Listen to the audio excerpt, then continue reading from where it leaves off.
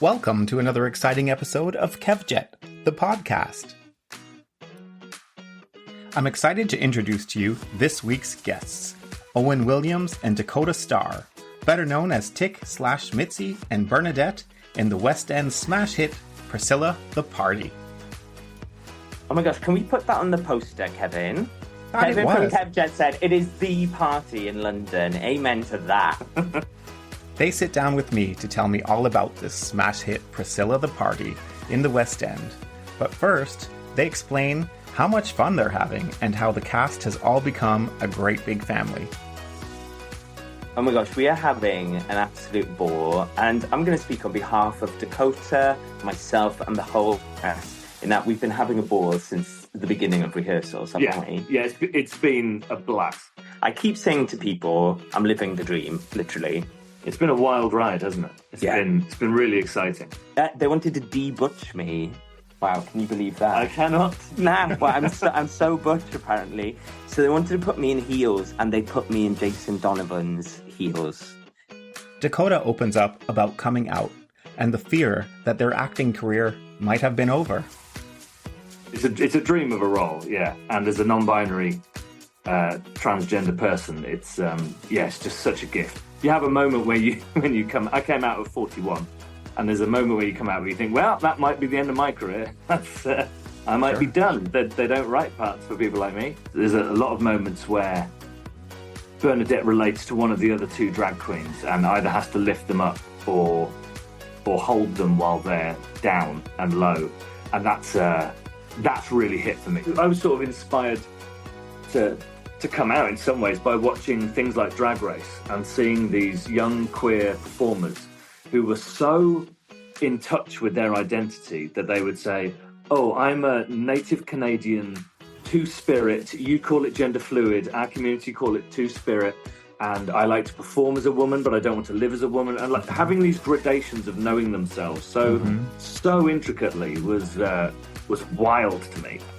Owain tells us in great excitement how he truly feels about playing Mitzi/Tick. Sign me up, baby.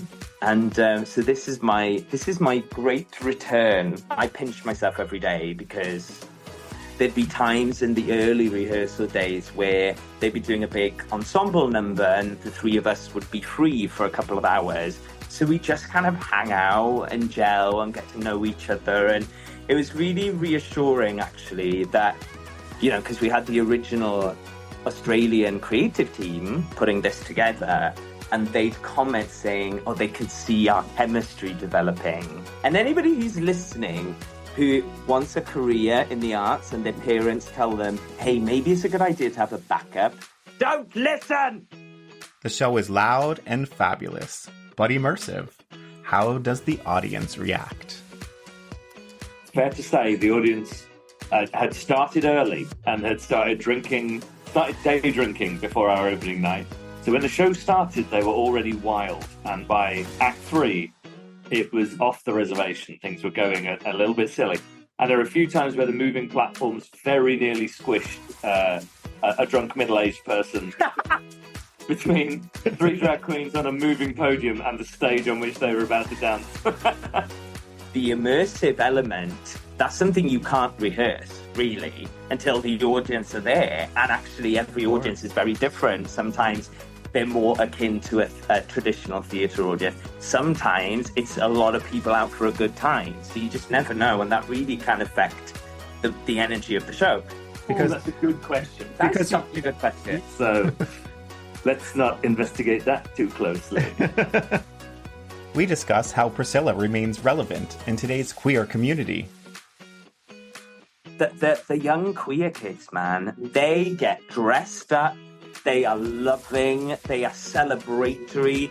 You know, some of the reviews kind of questioned the relevance of telling this story, you know, because it's from the 90s, it's a bit dated in places, blah, blah, blah, blah, blah. Yeah, sure, like any period piece, right? Mm-hmm. But when you see these young, you know, tween 20-somethings with their mates, exploring their identities and getting it, because I think that theme of self-celebration, self-acceptance, interconnectedness, and love. I mean, that's timeless. And when I see their response, I'm like, this most definitely has an important and relevant place in today's society.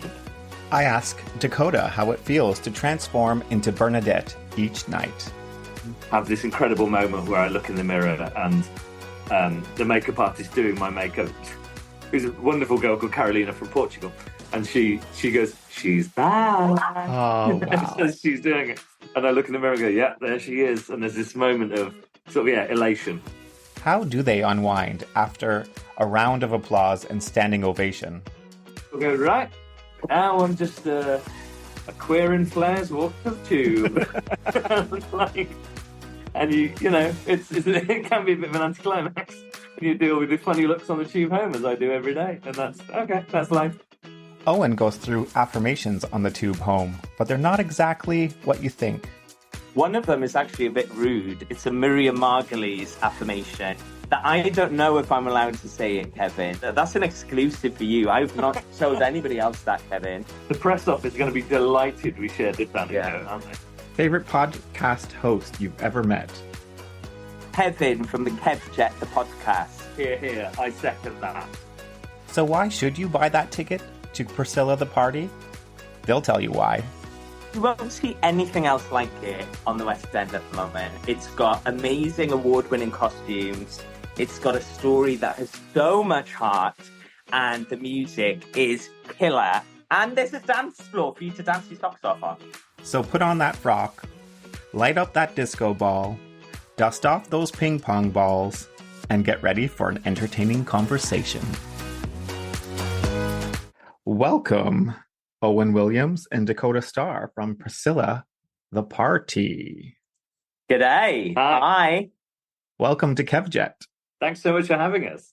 I'm so excited to have you guys. It's such a great party. It's the party in London right now. Oh my gosh, can we put that on the poster, Kevin? I thought Kevin it was. from Kevjet said, it is the party in London. Amen to that. Whatever Kevin thinks should be what London thinks, I think. Are you talking on behalf of the whole city? Of course. I'll take it. Yeah. How much fun are you having? Oh my gosh, we are having an absolute ball. And I'm going to speak on behalf of Dakota, myself, and the whole cast, in that we've been having a ball since the beginning of rehearsals, haven't we? Yeah, it's been a blast. It's really as much fun as it looks. Yeah.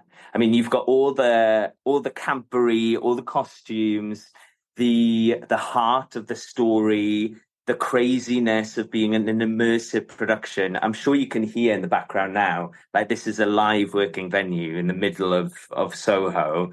There are bands rehearsing upstairs for other events. We're downstairs performing this amazing show. The audiences have been so receptive. I mean, I keep saying to people, I'm living the dream, literally. It's been a wild ride, hasn't it? It's been really exciting. What was your first thought when the script came through? Well, I saw Priscilla, Queen of the Desert, the original musical in the West End, when it was on with Jason Donovan playing the role that I'm now playing. And I absolutely loved it. Like, the movie has got such a cult following, but I'd never seen it. So the musical was my first experience. So I was very, very excited when the audition came through and to be up for the role of Tick/Mitzi, which was a role I saw it originally. I would have been too young to play. But now I like how you threw that in. Era, Kevin. I like how you threw that in. Yes, exactly. Whereas now, you know, I'm in my daddy era. I've grown up a bit, and a fun story for you. In my final audition, they wanted to de-butch me. Wow, can you believe that? I cannot. Nah, well, I'm so butch apparently. So they wanted to put me in heels, and they put me in Jason Donovan's heels. So I took that as a very good omen. I was going to say, there's a sign. Yeah, I was Things like, were going well. The Priscilla gods want me. The magic happened.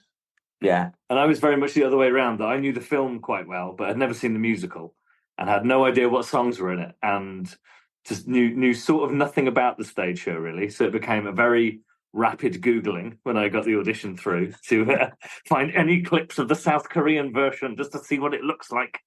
That was fun. And yeah, this is the first time I've auditioned for a trans part in the room. I've done a couple of self-tapes in the past for things, and just sort of nervously sent those off into the ether and hoped they landed on someone's desk who was kind and discreet. This is the first time I've auditioned in the room for a part that I'm sort of authentically close to. So, and you're playing Bernadette. I mean, yeah. What else could you ask for?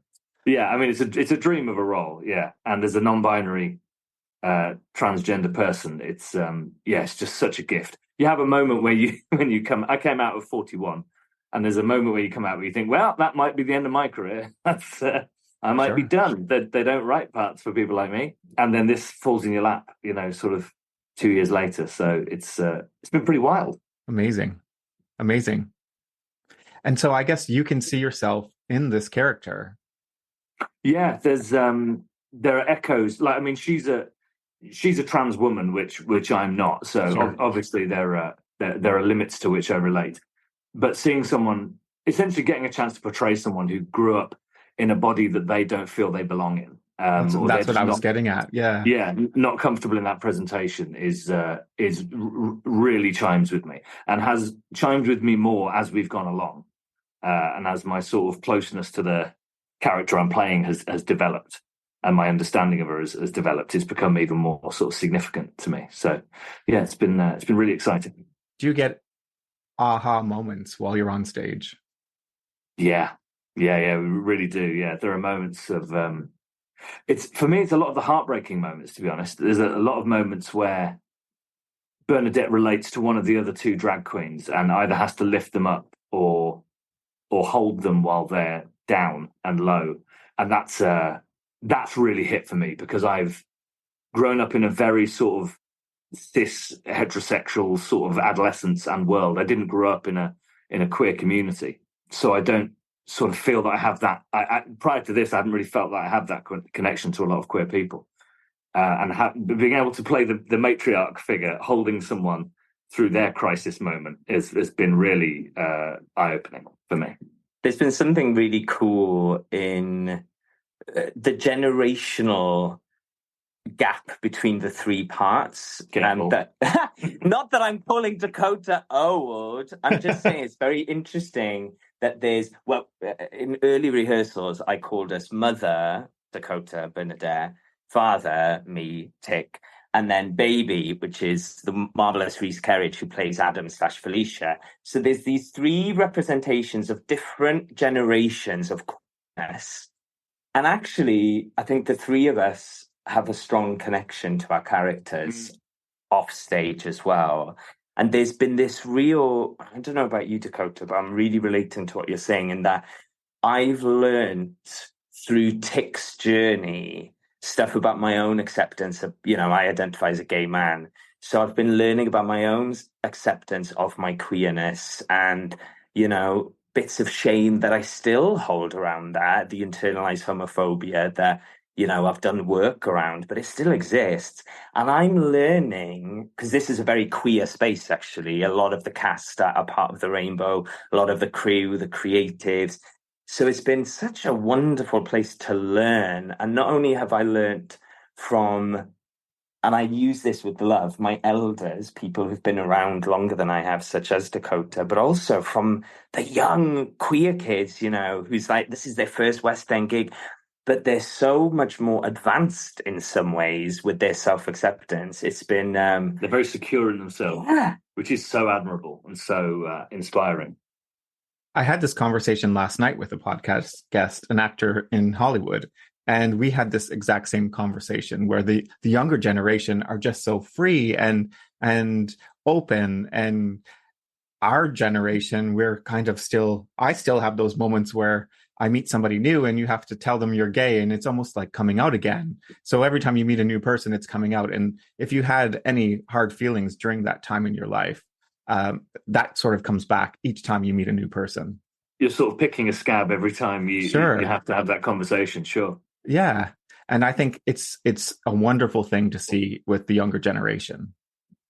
And it's I was sort of inspired to come out in some ways by watching things like Drag Race and seeing these young queer performers who were so in touch with their identity that they would say, "Oh, I'm a native Canadian two-spirit. You call it gender fluid. Our community call it two-spirit. And I like to perform as a woman, but I don't want to live as a woman." And like having these gradations of knowing themselves so intricately was wild to me, and really admirable. So that was that started a lot of conversations for me, which was nice. I bet it has. Maybe if we just quickly hear a little bit about your history, your career history. So let's start with Dakota. Sure. I graduated from LAMDA, which is a drama school. A fancy one, a very fancy one. Very fancy school. In 2008. So I've been out for a minute, but it turns out. And I was always told when I graduated, you're going to need to tread water until you're about 40, and then you'll start working. So, keep trying to build, sorry for the noise. Keep trying to build a career, but essentially I've looked like this since I was about 16. So it was like, you look older than you are, you carry yourself older than you are, like your casting's going to come, but hang in there. So I did really. I did theatre jobs and bits of TV and little jobs here and there, really, and lots of regional theatre, just to try and stay alive and build a career. And then got very lucky getting being someone who didn't train in musical theatre and was very uncomfortable singing in audition rooms and in public. I then got a job in Calendar Girls the musical, which came out of the blue, which was fun, and that was my first sort of foray into the West End, and last actually until this job. So let's not investigate that too closely. I did read you were in Doctors. Is that correct? Yeah, I've done Doctors and Emmerdale, and I did a film with Jim Broadbent and Helen Mirren. That was fun. I had 3 lines in a film, and I didn't know when I went to watch it in the cinema whether I'd been cut or not. Oh, but I had not. So a film called The Duke. Can you give us one of the lines now? No, I can't. I really daren't. Because if I misquote it, we'll get letters. So no, I won't. Although the director of that film was a lovely man called Roger Michelle, who's since passed away, sadly. And we did, he made me feel incredibly welcome. It was one of their last days of filming. And we turned up and did a read through of the scene around a table before, in a side room, before going into this courtroom and doing the actual scene. And he turned to the rest of the cast after we read it. I said, "Now, thank you all very much. Now, we must all thank Dakota very much, because Dakota has the worst part in the entire film. And you're doing such a wonderful job of it, but it really is a waste." And so I replied, "Well, if you have any other worst parts in films, I'm the actor." Yeah. But yeah, he was incredibly charming and kind and disarming, so that was lovely. Amazing. Owain, let's hear a little bit about your history. Stay with us. We'll be right back. Join us each week on the Well Beyond Medicine podcast as we explore the 80% of child health impacts that occur outside the doctor's office. Listen and subscribe at nemourswellbeyond.org, where you'll hear pediatric experts, researchers, and policymakers from around the world discussing ways they are revolutionizing children's health. I'm your host, Carol Vassar. Let's go. Let's go. Well beyond medicine. So I went to law school first because I thought I might be a lawyer. Knew within the first week I hated it, but I persevered and completed my law degree. That was a 3-year hard slog, let me tell you. And anybody who's listening who wants a career in the arts and their parents tell them, "Hey, maybe it's a good idea to have a backup," don't listen! Don't listen! Do what you want. Follow your dreams. Anyway, whilst I was at university, I went to Warwick University, which has a thriving musical theatre and theatre scene. Fun fact, Operation Mincemeat, that's just like cleaning up at all the award ceremonies. I was at university with some of the creators of Operation Mincemeat. We were in the same musical theatre society as each other. So Warwick University was a great place to kind of find myself despite not wanting to follow the career path that I was studying. So I went from Warwick to London to the Royal Academy of Music to study musical theatre. And I started out, my first job was in Phantom of the Opera. I was a little baby. I was 21, 22 years old. And from that went on to Les Mis, which is my favorite musical of all time. So I that love was Les such a Mis. buzz. Well, I got to do the 25th anniversary production, which was the version now that's in town. So we were, the directors, Lawrence Connor and James Powell, were redirecting, and that's kind of like reinventing the wheel, right? Redirecting Les Mis. But it was such a buzz as a fan of the show to get to be a part of that creative process. We got to tour around it with, to Paris and to the Barbican and finish off the O2 Arena. So it was pretty epic. I did other bits and bobs of theatre, but then I spent the majority of the next decade presenting television, mainly children's television. And, I got to do lots of like red carpet interviews with A-list celebrities. I got to do crazy stuff like skydiving and wing walking and diving with sharks and everything else that a children's TV presenter gets to do. And the highlight of that was being nominated for a Children and Young People's BAFTA Award for Best Presenter. That was just amazing. I did lose to the Blue Peter presenter, but hey, if you're going to lose to anyone, it might as well be one of them. And then I hung up my children's TV presenting shoes last April, and I said, I really want to get back into theatre. Like, I missed it so much. And I go to see a lot of theatre, and I started to feel the bug of like, just want to be in it. So yeah, I started to go back to class, back to acting class, back to singing lessons, dance classes, got an agent again. I was like, sign me up, baby.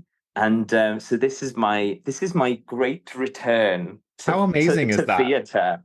Honestly, I pinch myself every day because I said I wasn't coming back with any expectations about, the West End's been waiting for me. They've all been waiting with bated breath. When will he return? When?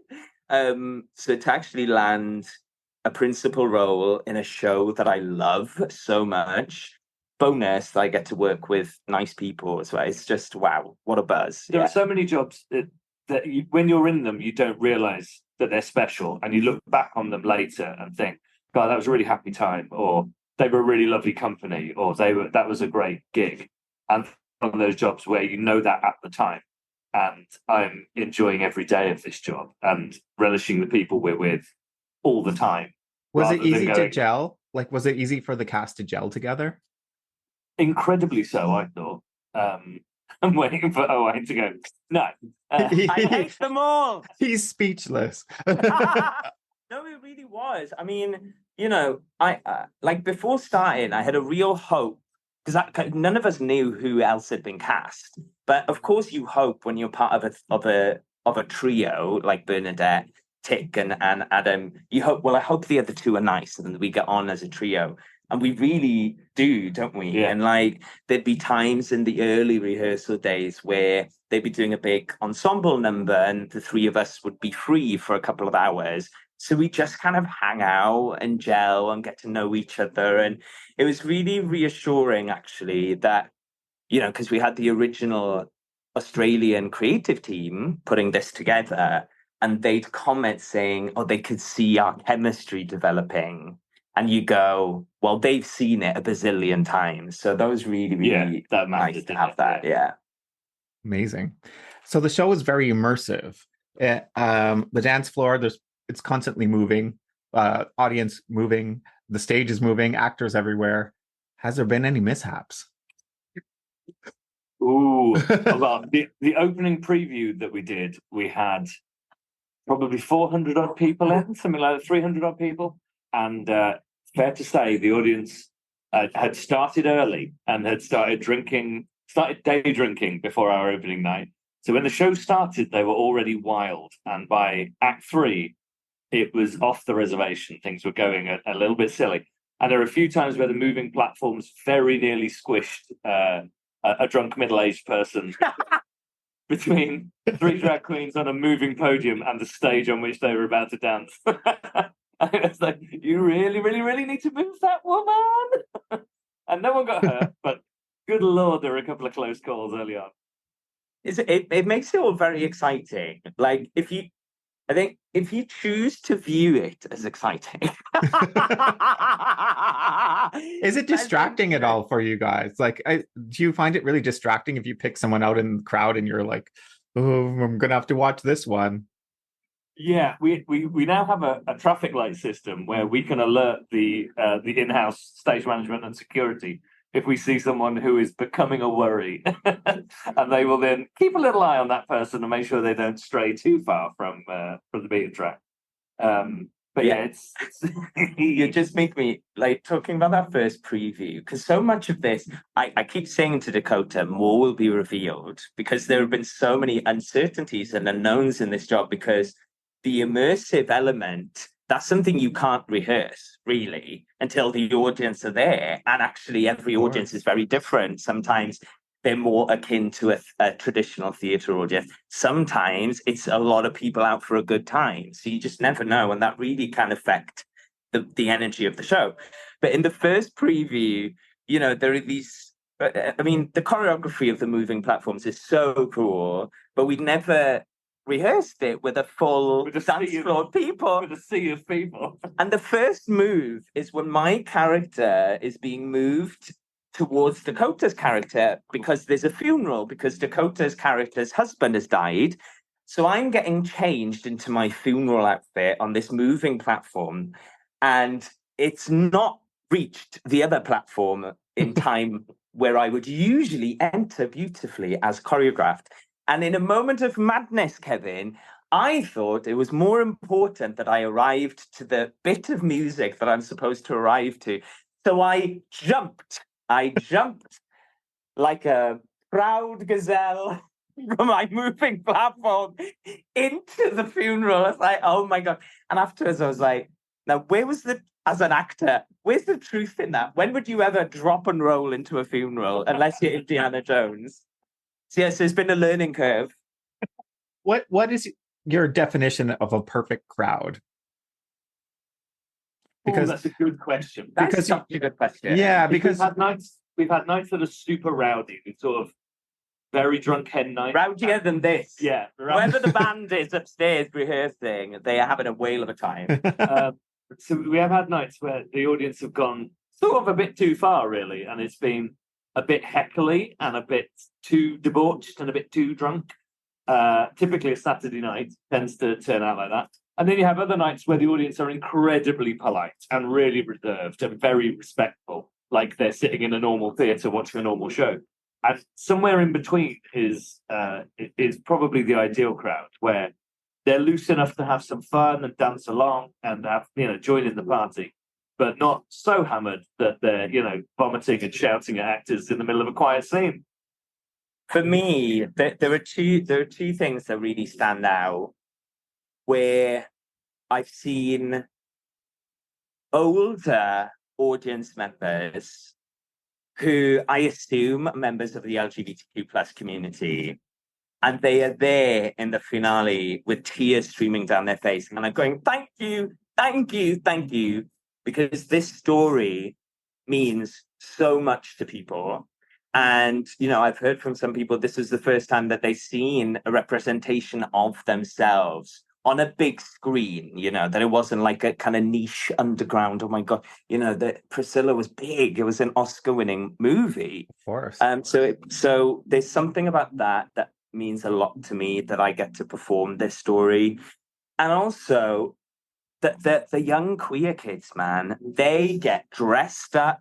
They are loving. They are celebratory. Some of the reviews kind of questioned the relevance of telling this story, because it's from the 90s. It's a bit dated in places, blah, blah, blah, blah, blah. Yeah, sure. Like any period piece, right? Mm-hmm. But when you see these young, tween 20-somethings with their mates, exploring their identities and getting it, because with it, yeah. I think that theme of self-celebration, self-acceptance, interconnectedness, and love. I mean, that's timeless. And when I see their response, I'm like, this most definitely has an important and relevant place in today's society. In the past and the future, which is so exciting. Yeah. We've had, people who had a glorious, beautiful person who was dressed up to the nines in drag on the opening night, opening preview. And I happened to leave through the audience exit that night and bumped into this person. And I said, I just wanted to say, we're not allowed to say when we're on stage because we're in character and we ignore the audience. We're not supposed to know you're there. So I wanted to just look at you and go, yes, but I didn't because, part of the show. And this person turned to me and said, I haven't gone out of the house dressed up since 1997. Something terrible happened. And I don't want to talk about it, but something terrible happened. I haven't left the house, in drag ever since. And so we had a hug and we had a little cry. And, and these moments that you go, wow, this is really, really connected with some people. Goosebumps. Yeah. It's wild. It's I love those moments. Great moments. What does it feel like to transform into your character each night? I love it. But you've got more of a transformation than I have. Yeah, I mean, it's incredibly special. We have an incredible wigs, hair, and makeup team, and otherwise known as Wham team, led by Jackie Saundercock, who is our makeup supervisor and wig supervisor, and she designed the sort of Bernadette face that would work on me, and transform me. And I get to see that happen every night and have this incredible moment where I look in the mirror and the makeup artist doing my makeup, who's a wonderful girl called Carolina from Portugal. And she goes, she's back. Oh, wow. So she's doing it. And I look in the mirror and go, yeah, there she is. And there's this moment of elation that hits me every night. It never gets old. I love that. The other part to that question would be, how do you wind down after the show? I was actually talking to, oh my God, this is going to sound so showbiz, but I was talking to a life coach about this. Are we in LA? I was literally it's been an issue. It's an issue for me. Because I'm so stimulated, and it's a happy, fuzzy show, and we're in Soho, it's like the place is bouncing. Mm-hmm. And I'm like, oh my gosh, this is the time I'd usually go to bed, but I'm wound like a top. So I tend to go to Sainsbury's and buy a family size pack of onion ring crisps, and I munch them all whilst watching TV. But I want to change this, Kevin. And now I'm saying this publicly. So the life coach and I made an agreement today. That very showbiz anecdote got real non-showbiz, real. And now the glamour when I'm there with my onion rings, like Gollum. Oh my gosh. So tonight, what will the life coach say? We're changing the routine. Tonight, when I get on the tube, I am going to listen to calm, meditative music.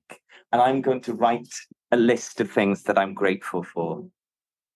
Wow. I just get the tube home and watch TV and then go to bed.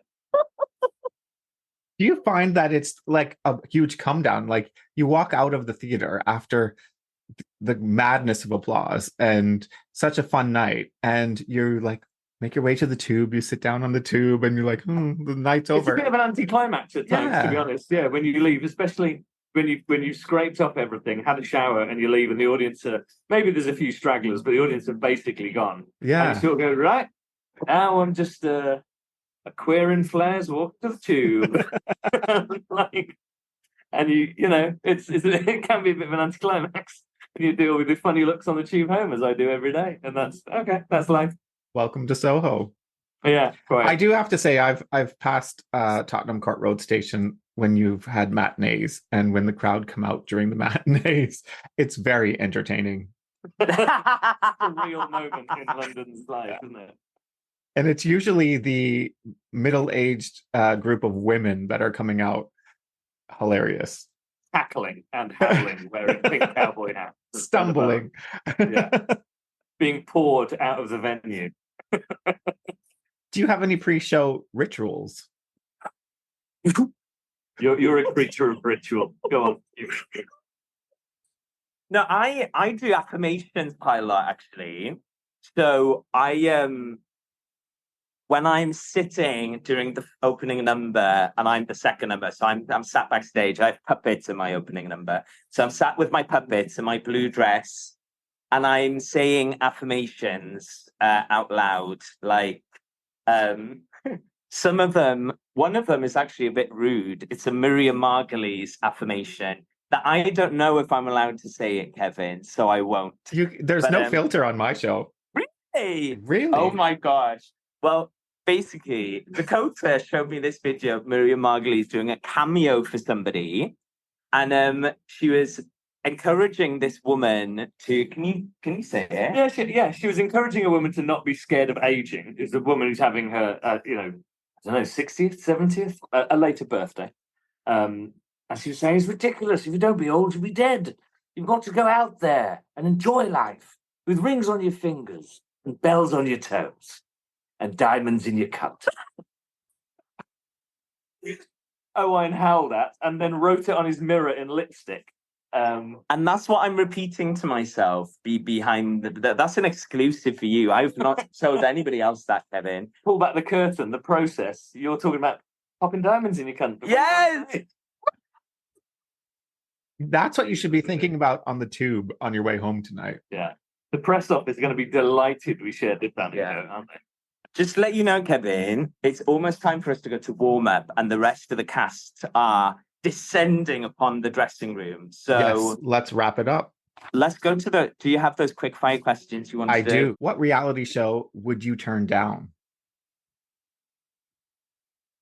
That's such a good question. Dancing on Ice for me. Dancing on Ice, because I think if I fell over on it, that like I'd be a bit scared of that one. Even though I really want to ice skate professionally really well, I think I'd be scared of that one.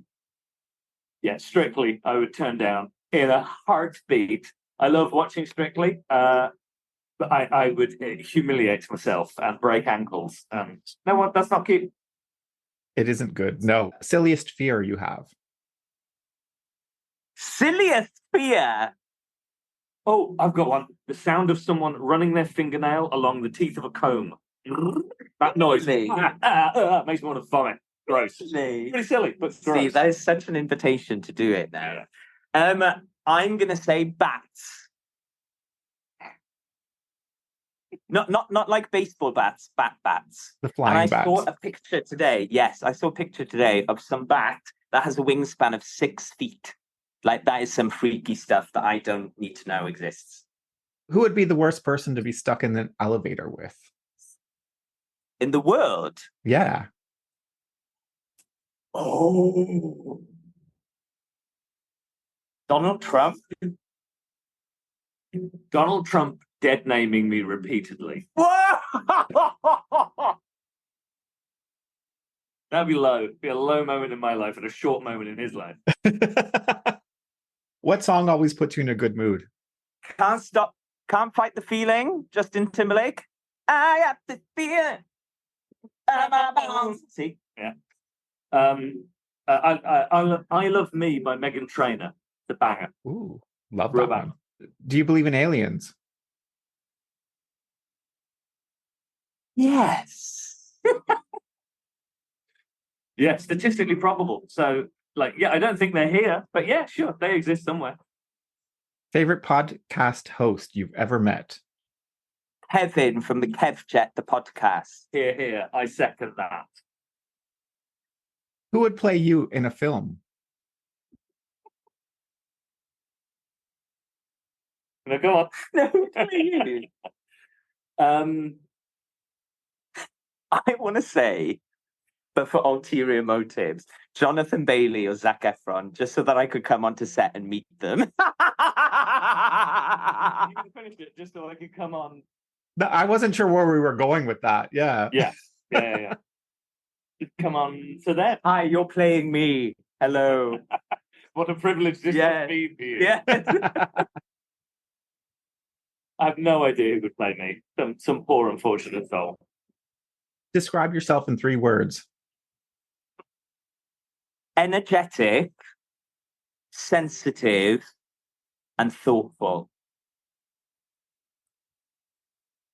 Sensitive, funny, and irritable. That laugh tells you that's accurate. What makes you happy in life? My dog, Alfie, is a French bulldog, and he's amazing and always makes me smile and makes me feel loved. And on a similar vein, my kids make me very happy. Make me feel loved. So that's nice. Last but not least, why should people come and see this show? Because you won't see anything else like it on the West End at the moment. It's got amazing award-winning costumes. It's got a story that has so much heart, and the music is killer. And there's a dance floor for you to dance your socks off on. I grew up with a lot of cis straight male friends. I went to a boys' school, and a lot of them have come to see the show because they're still friends and they're very supportive and kind. And without exception, they have hugged me afterwards with the biggest smile on their face and gone, "That was so much fun. That was so much fun." And it's, to me, been sort of lovely reassurance that it's like, this isn't just a rainbow show for a rainbow audience. This is really a show for everyone. And it is so much fun. And the story is just timeless, as you said. Yeah. And still heartfelt and still relevant. Amazing. I loved our conversation. Thanks so much, Kev. Thank you so much. So sorry for the indie band that's sound checking upstairs. As you can hear, this top of the range venue here at Outnet in Tottenham Court Road has a killer sound system. That's another reason. That's the noisy dressing room. Amazing. Thank you for your conversation. I'm going to come out and see the show again. I've seen the show once. I'm coming again, and I'm bringing friends. Oh, yes. fabulous. That's what we want. Amazing. Thanks so much.